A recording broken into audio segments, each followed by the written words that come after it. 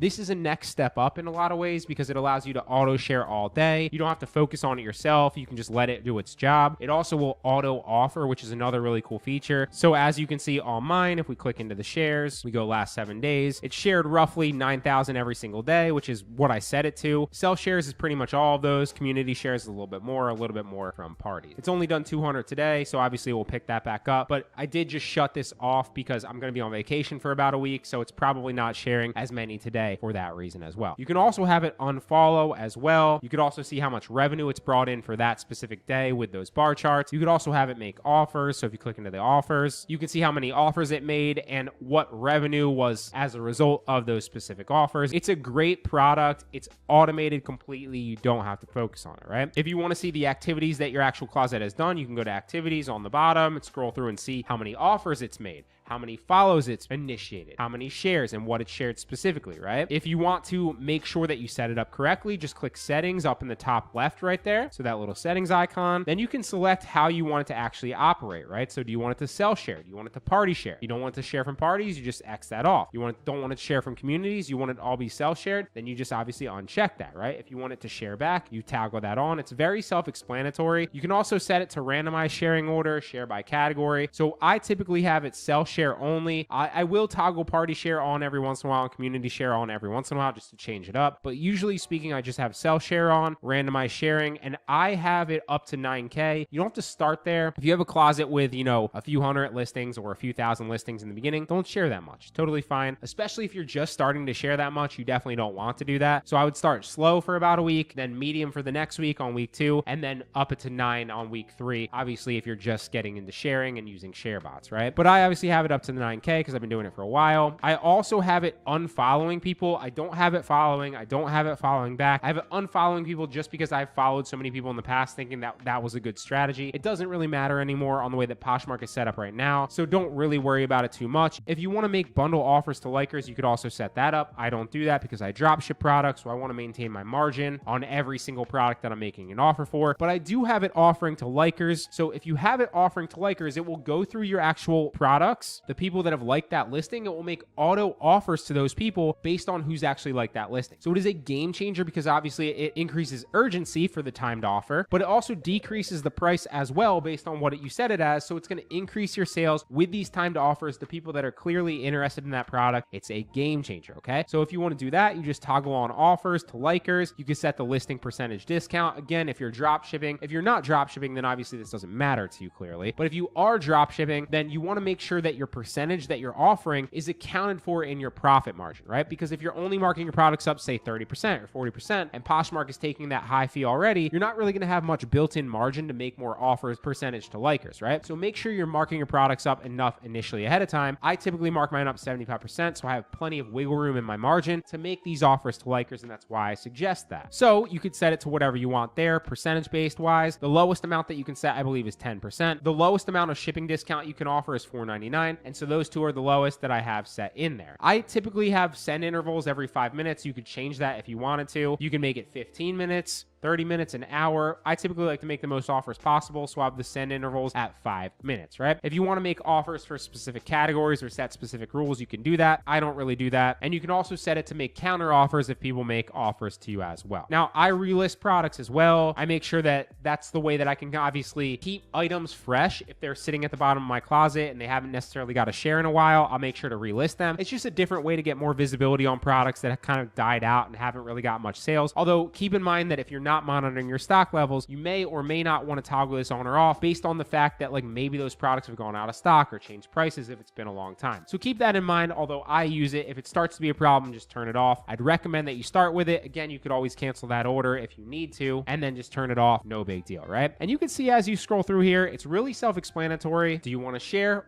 Automatically? If so, how much? If so, when? To who? To what? To parties, right? Or whatever. Do you want to make offers? Again, just toggle that on. Do you want it to auto follow? Toggle that on. And as you go through the settings, it's really easy, really self-explanatory to set that up. Another really cool thing that they have in the app and actually on their website is tutorials. So if you need tutorials of how to actually set this up yourself, just go to the website or go to the app. You can watch all the tutorials as well, and they'll walk you through literally everything. But I can't recommend this app enough. This is great. It's the best app that I found to automate automate the sharing and the likers of your closet and make those automated offers to likers, excuse me. Can't recommend this enough. This in conjunction with Simple Posture have driven my sales through the roof.